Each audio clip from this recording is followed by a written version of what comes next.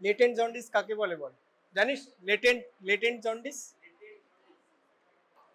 Latent মানে hidden. হ্যাঁ ঠিকই বলেছে, ও এক্স্যাক্টলি সেটাই বলেছে, মানে এর একটা ভ্যালু আছে।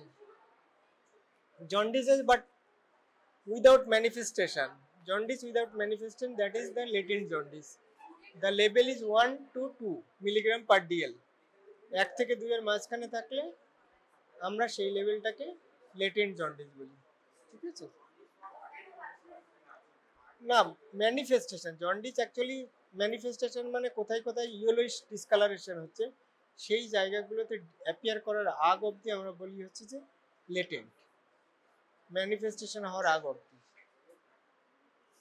যেটাকে লেটেন্ট জন্ডিস বলা হয়। এটা রেঞ্জ হচ্ছে 1 থেকে 2 মিলিগ্রাম পার ডিএল, অ্যাবাভ 2 হলে তোর ম্যানিফেস্টেড জন্ডিস মোটামুটি হয়। 616 তাহলে জন্ডিস হলো, তাহলে এই জন্ডিসটার নাম কি বলতো?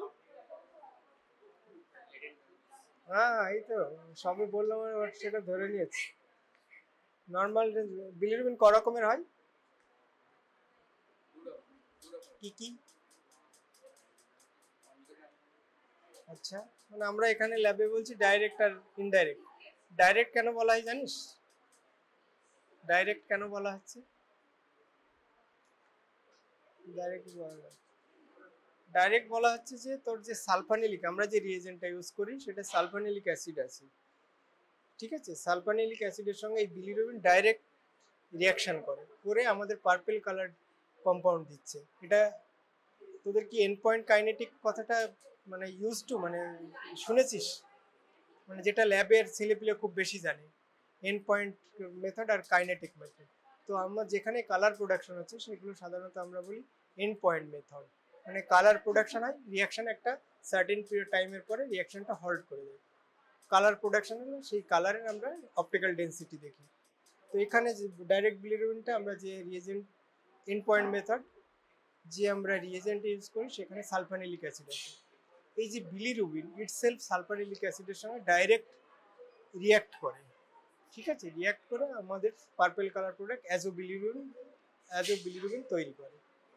এই যে ডাইরেক্ট রিয়াকশন হচ্ছে বলে এটাকে আমরা ডাইরেক্ট বিলিরুবিন বলি। ইনডাইরেক্ট বিলিরুবিন যেটা কেন বলা হচ্ছে, ও ডাইরেক্ট ওই সালফানিলিক অ্যাসিডের সঙ্গে রিয়াক্ট করতে পারে না, ওকে মডিফাই করতে হয়, এবং for that modification we have to use alcohol, then the bilirubin or is converted into such a product that reacts with the sulfanilic acid.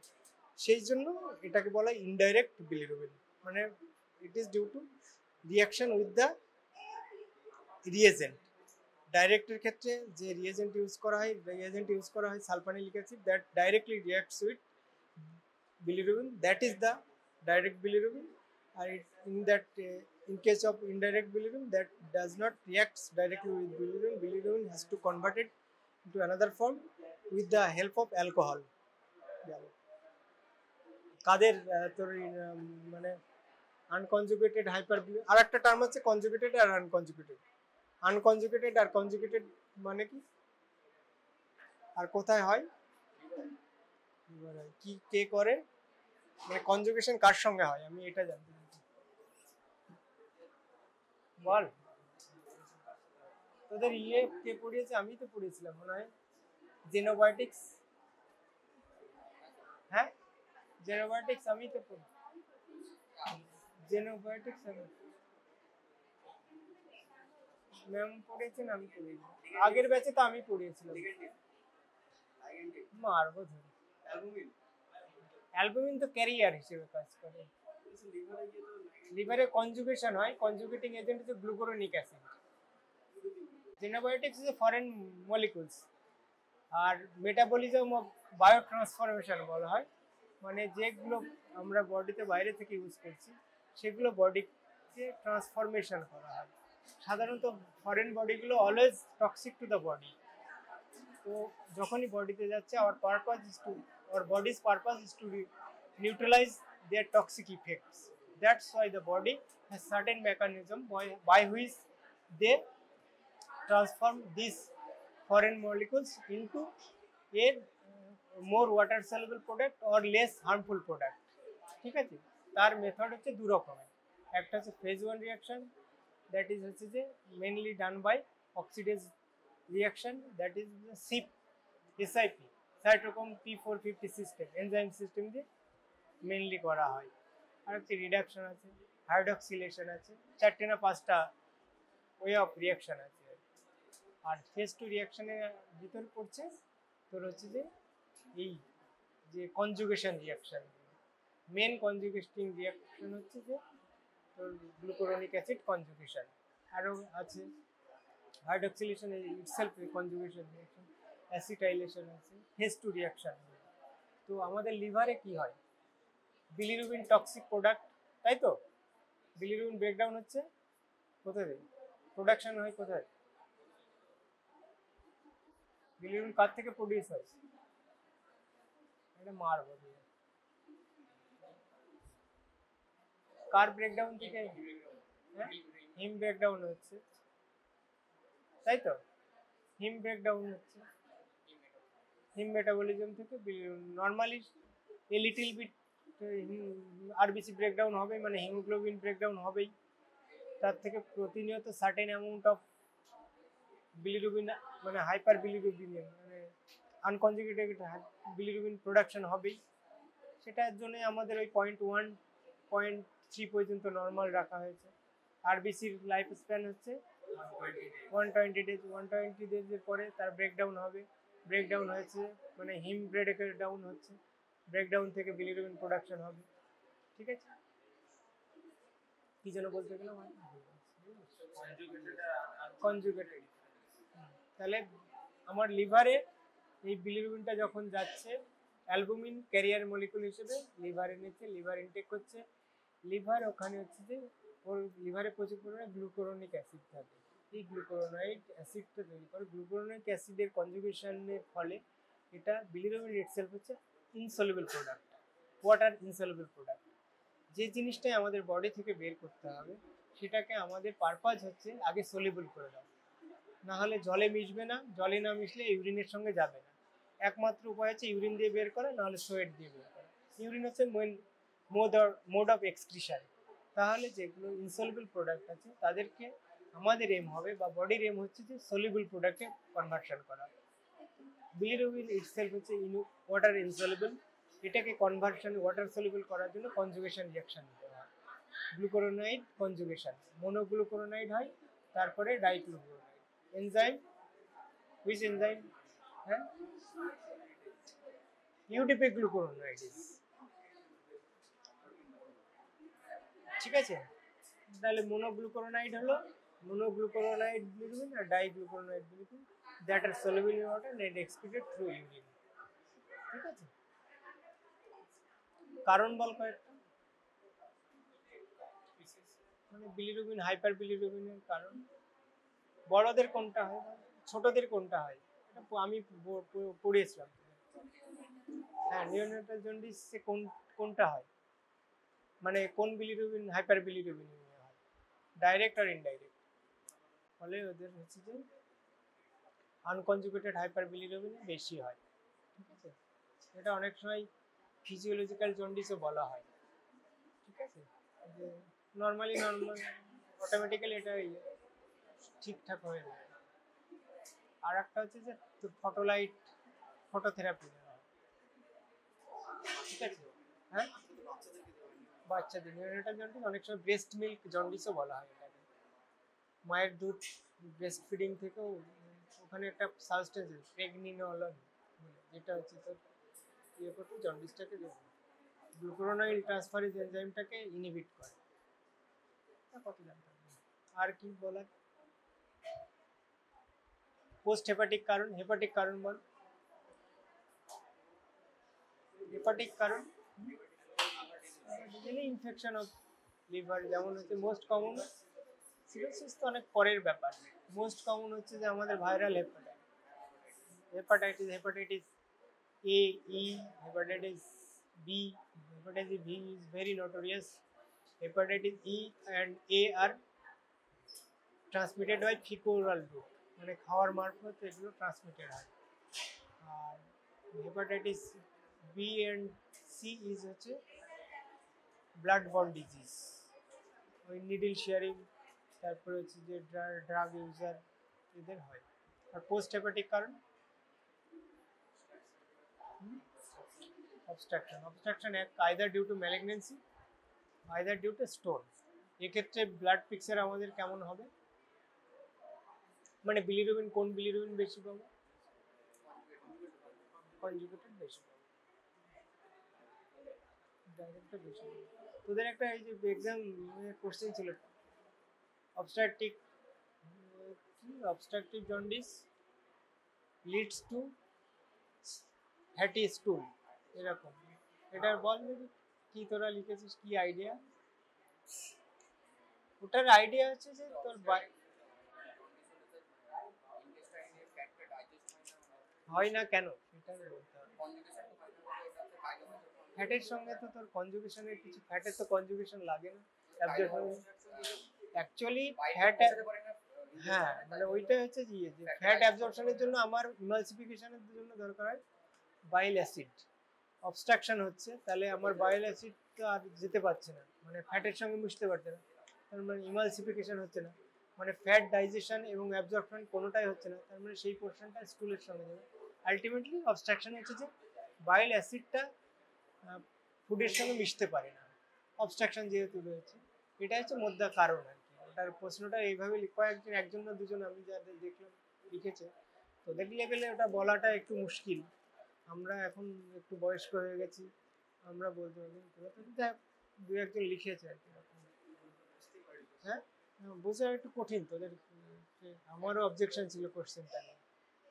কারণ তোদের তো ক্লিনিক্স ওরিয়েন্টেশন ছিল, জন্ডিস কোথায় কোথায় দেখি বলতো, ফার্স্ট কোথায় দেখি আমরা, এটার একটা কারণ আছে কেন দেখি, ওয়েট ফাট আছে, আর একটা হচ্ছে যে প্রোটিন আছে একটা, যে প্রোটিনটার হচ্ছে যে তোর বিলিরুবিন অ্যাট্রাকটিভ পাওয়ার আছে, এটা আমি নামটা ভুলে গেছি, বুঝেছিস? স্ক্লেরা দেখা হয়, আর মিউকাস মেমব্রেন দেখা হয়, আর হচ্ছে পাম দেখা হয়, স্কিন দেখা হয়। বাচ্চাদেরকে আমরা সব জায়গাতেই দেখি, বাচ্চাদের মেনলি, বাচ্চা তো আর হাউ করবে না, আর স্ক্লেরাও দেখা সম্ভব হয় না, সেই জন্য ওদের গাটা দেখা হয়, আর স্ক্লেরাও দেখা হয় বাচ্চাদের। হ্যাঁ হ্যাঁ এইটাই উত্তর, আর কোনো উত্তর নেই, এটাই উত্তর। মানে অ্যাবসেন্ট অফ বাইল অ্যাসিড বললেই অনেকটা তোদের লেভেলে, মানে আলটিমেটলি ওটা ছাড়া তো আর কিছু নেই, মানে বাইল অ্যাসিড আসছে না মানে। হ্যাঁ আমি জানি না, আমারটাই দেখেছি 34 না কত পেয়েছি, 34, আমার কাছে মনে হয় 34 না 35 আসবে। রোল নাম্বার আমার মনে হয় প্রথম থেকে আছে 30, প্রথম 30টা মনে হয়, প্রথম 30টা, তার ভিতরে একজন মনে হয় পরীক্ষা দেয়নি।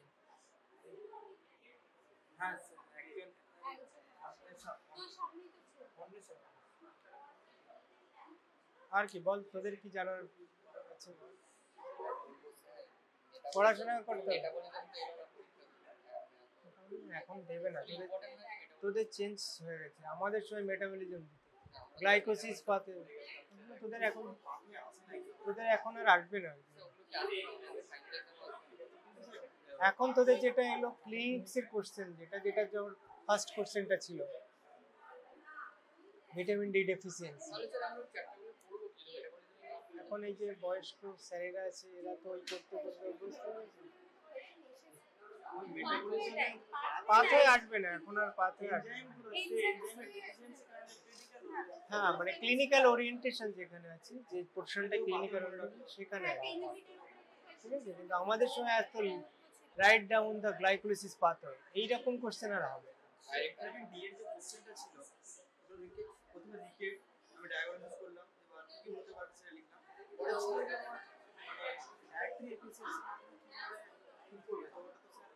ডায়েটারি মানে ফুড সাপ্লিমেন্টেশন, কোনটা? ওটা মার্কসের জন্য নয়, মানে তুই কতটুকু জানিস বুঝতে পারছিস তার উপরে একটা দুটো পয়েন্ট। হ্যাঁ খাবার দাবার কি কি লাগবে, তারপরে লাইফ সানলাইট আর খাবার দাবার।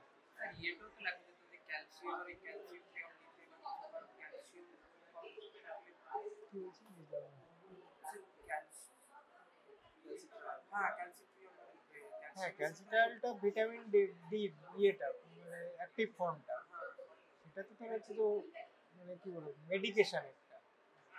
আসলে একটা কোয়েশ্চেন ছিল ক্যান্সার যে কোনটা বলতে ভুলে গেছি। Prostate cancer. না না, থিওক্রোমোসাইট, থিওক্রোমোসাইটও ওটা অ্যাডিনাল টিউমার। তোরা অনেকেই ম্যালিগনেন্সি লিখেছে, অ্যাকচুয়ালি ওটা ম্যালিগনেন্সি কি যেটাই শর্ট নোট আসুক, প্রথম হচ্ছে জিনিসটা কি, ঠিক আছে, কোথায় হয়, দুটো চারটে কোথায়, মানে আলটিমেটলি অর্গান, কোন অর্গানে, অ্যাডিনাল গ্ল্যান্ড, অ্যাডিনাল গ্ল্যান্ডটা কোথায় থাকে। যেখানে তুই দেখছিস শর্ট নোট আমার বেশি লেখার নেই, মানে সেখানে কি হবে উল্টো পাল্টা জিনিস দিয়ে বেশি ভরাতে হবে, কারণ ওই 5 নম্বর পেতে গেলে আমাকে করতে হবে অ্যাডিনাল গ্ল্যান্ড কোথায় থাকে, number of adrenal gland, adrenal গ্ল্যান্ডের ক রকমের কর্টেক্স মেডেলা থাকে, কোন জায়গায়, তারপরে তোর হচ্ছে এটা কোন জায়গার টিউমার, অ্যাডিনাল মেডালার না কর্টেক্সের টিউমার সেটা লিখতে হবে। এটা প্রথম কথা হচ্ছে ম্যালিগনেন্ট না নন ম্যালিগনেন্ট, দুটোই হতে পারে, ম্যালিগনেন্টও হতে পারে নন ম্যালিগনেন্টও হতে পারে। তারপরে আমরা ডায়াগনোসিস লিখবো, তারপরে হচ্ছে যে ইনভেস্টিগেশন লিখবো, কিভাবে দেখবো, ব্লাড লেভেলে কি কি বাড়বে, তোর এপিনেফ্রিন অ্যাডিনাল গ্ল্যান্ডের ইয়ে থেকে, অ্যাডিনাল গ্ল্যান্ড থেকে কি তৈরি হয়, কি কি লেভেল বাড়বে, এপিনেফ্রিন আর নেফ্রিন আর এপিনেফ্রিন লেভেল বাড়বে। তারপরে ইনভেস্টিগেশন কি করব, ডায়াগনোসিস কি করে করলাম, তারপর রিলেটেড ডিজিজেস, এই দিলেই অনেক। মানে বেসিক্স তোর এটা নয় যে আমাকে 2 পাতা লিখতে হবে, মানে ঘুরিয়ে না, ব্যাপারটা হচ্ছে যে তুই এটা আর প্যারাগ্রাফ নয়, মানে এসে লেখা নয়, মানে হ্যাঁ এটা তো ডাইরেক্ট তো ক্যান্সার নয়, এটা cancer pheochromocytoma, any tumor is known as যে tumor of adrenal gland known as pure.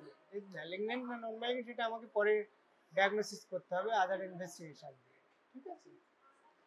মানে এগুলো কিছু কিছু তোর স্টেজে লিখলে অনেক, লেখাটা দেখবি অটোমেটিক্যালি হয়ে যাচ্ছে। তুই যদি সব লিখিস কখন কোথায় হচ্ছে, ব্যাপারটা কি, কোথায় হয়, কি কি ক্লিনিক্যাল ফিচার যদি পারিস তো ভালো, না হলে কি কি ক্লিনিক্যাল ফিচার দিলি, ব্লাড লেভেল, ব্লাডে কি কি ইনক্রিজ করে, ইনভেস্টিগেশন কি কি করা উচিত, ডায়াগনোসিস কি কি হতে পারে, এই তো অনেক হয়ে গেল। মনে হয় এটা ব্যাপারটা তো ওরকম নয় তুই পড়িসনি বলে তোর মনে হচ্ছে এটা পড়া নেই বলে, যেটা যদি পড়া থাকে, আর যদি ওটা দিত যে আয়রন ডেফিসিয়েন্সি অ্যানিমিয়া তাহলে লিখতে পারতিস, কারণ ওটা তো পড়া আছে। এটা ফিওক্রোমোসাইটোম ইটসেলফ একটা হচ্ছে যে বেসিক জিনিসটা জানিস না। তা আমি বলছি আমার একটু পড়াশোনা আছে বলে, তোর লেভেলে তো অতটা পড়াশোনা নেই, ফলে সেটা না পড়লে ওটা লেখা তোদের পক্ষে মুশকিল আর কি। মানে এইগুলো ও যেটা বলছে যে 2 পাতা লেখার দরকার নেই, তুই এই জিনিসটাই যদি তুই 1 পাতা লিখিস, তোদের সবসময় আমার বক্তব্য হচ্ছে তোরা প্যারা করে লিখবি, তাতে যেটা হবে যে খাতা দেখবে তার বোঝাটা সুবিধা হবে। আমি ওইটুকুই হোক, তোর তো সায়েন্সে বেশি লেখার দরকার নেই, এটা তো একটা 5 মার্কের কোয়েশ্চেন যদি আমরা হ্যাঁ ওটাই অনেক। তুই এই যে যেটা বললাম আমি, তুই এটাই লেখ না, এটা অনেক বড় হয়ে যাবে। শুধু লোকেশনটা লিখতে গেলেই অনেক হবে। অ্যাডিনাল গ্ল্যান্ড কোথায় থাকে, অ্যাডিনাল গ্ল্যান্ডের কর্টেক্স না মেডালা থেকে সিক্রেশন হয়, কি সিক্রেশন হয়, কি ডিজিজ রিলেটেড ডিজিজ হতে পারে, তারপরে ডায়াগনোসিস কি, ব্লাড লেভেল কি বাড়বে, একটা লিখলে অনেক। তুই মনে হচ্ছে এরকম, তুই লিখে দেখ না, অনেকটা হয়ে যাবে, 1.5 পাতা হয়ে যাবে। তাই একটা শর্ট নোট 5 নম্বরে, আমি সেটা বলছি না, এটা তুই জানিস না বলে মাথায় আসে, যে জিনিসটা আমরা জানি না সেটাই কঠিন মনে হয়, ঠিক আছে। ওটা আয়রন ডেফিসিয়েন্সি অ্যানিমিয়া হলে তখন দেখছিস তোরা লিখে দিই এই জিনিসগুলো ব্লাডে বেড়ে যাবে, তাহলে আমরা ব্লাড লেভেলে যখন ইনভেস্টিগেশনে এই জিনিসগুলো করব, ডায়াগনোসিস কি কি হতে পারে, রিলেটেড ডিজিজ কি কি হতে পারে। হ্যাঁ